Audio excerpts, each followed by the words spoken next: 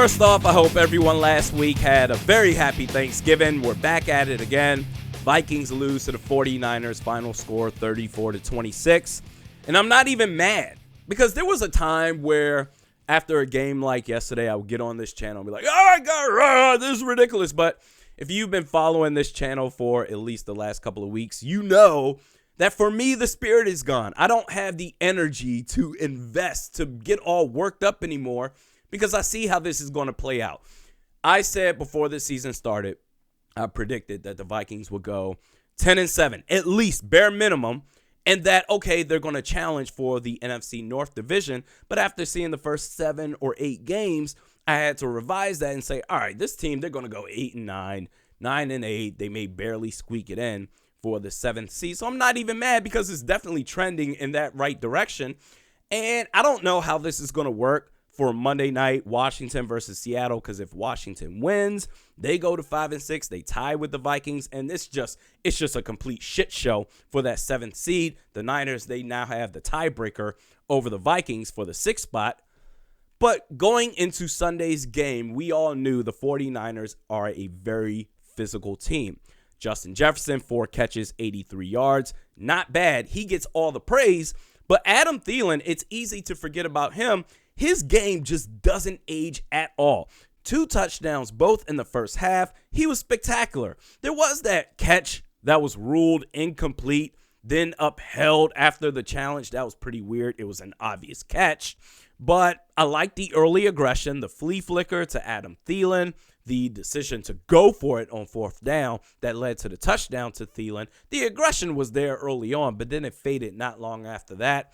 The MRI that's scheduled for Dalvin Cook and his injured shoulder, that absolutely sucks because you know he's going to be out for a while. I hope he gets back sooner rather than later. In the meantime, Alexander Mattison, you got him, which, all right. And actually, now that I think about Mattison and his 3 yards per carry, not great.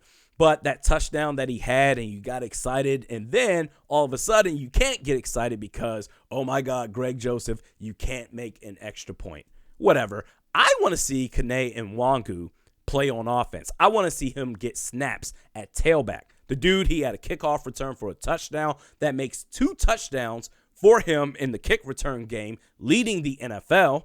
He's fantastic. And before I get to Kirk Cousins, I want to briefly talk about the goal possession in the 4th quarter, in which case the Vikings chose to operate as follows. Run, pass, pass. Both pass attempts incomplete, by the way. Turnover on downs, which I can't think of a better segue than to remind you all that the run, pass, defense shirt is available for sale, damn it. I'll provide the link in the description box below. And now for Kirk Cousins, which I feel like the response I typically get from Kirk stands, it's one side or the other. There's no middle ground. Because on one hand, if I'm supportive of the guy, it's, yeah, I like this guy. He gets it. But if I'm critical of him, I think I'm very fair when it comes to Kirk Cousins.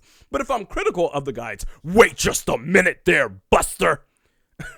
The dude was out of it yesterday. No leadership whatsoever. He had a tight butt. He had a brain fart. It reminded me of, I think this was the summer of me going into either the 5th or the 6th grade at a summer camp, in which case at one point we had a talent show. And I thought that I could do, because I sung it to myself all the time, I know what I'm going to do. I'm going to sing Kirk Franklin's Stump. You guys remember Stump? I need somebody to come and help me turn my life around. Put your hands together. Pew, pew, pew. I knew that song. I had the energy for it. I knew I could do it. And then when my name got called up and the bright lights were on and everybody, it must have been 100 kids there.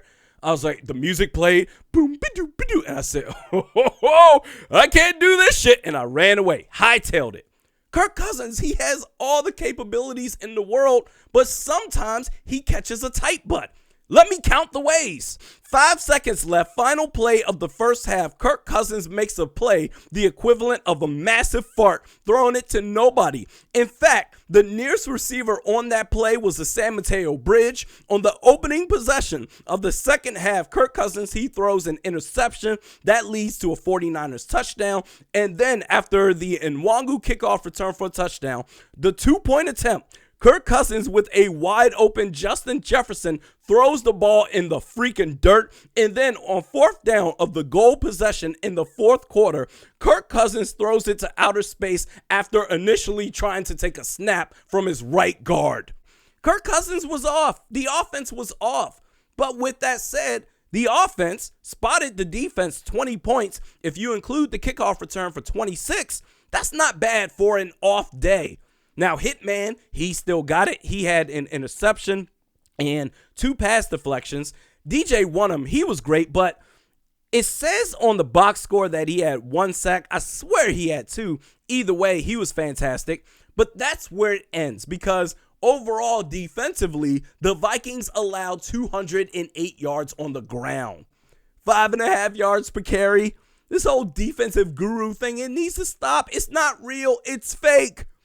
Oh, well, Randy, the injuries on the defensive line was insurmountable. Don't talk to me about injuries because this defense has been ass all year. Against the run, entering Sunday's game, they were bottom 5 in the league. And I'm not trying to sneak this Mike Zimmer because I don't care. I don't care. I do not care.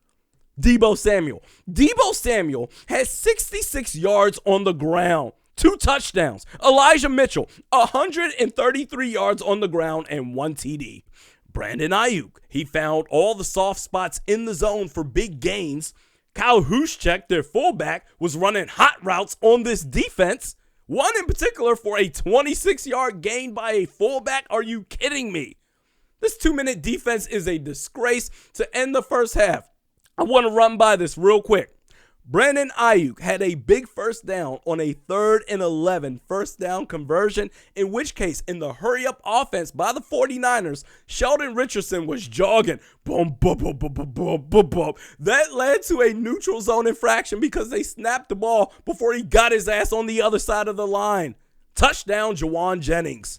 So the Vikings are now 5-6, but if you're holding out hope, oh man, the Vikings, they still have a shot. They're still very much in the thick of things when it comes to that 7th spot in the NFC playoff picture. But if you're still upset and you need to take the edge off and maybe focus on happier things such as a Byron Buxton contract extension with your Twins or the new look Timberwolves, you can celebrate at Modest Brewing. They're located at 505 North 3rd Street in Minneapolis. Got a wide variety of brewski options available. 612-454-0258 or modestbrewing.com. For a chance to win a $25 gift card to Modest Brewing, I'm going to make a post on Facebook, facebook.com/realisticrandy, asking you, the followers out there. I'm going to make a post saying, how do you see the rest of the season playing out for the Vikings, record-wise and seeding-wise? Do you think they have a good enough record and to make it as the 7th seed in the playoffs? Let me know. Reply underneath that post. One person will be selected at random to win that gift card, let's say Wednesday noon Central Standard Time. Next video is Wednesday. We'll see you then.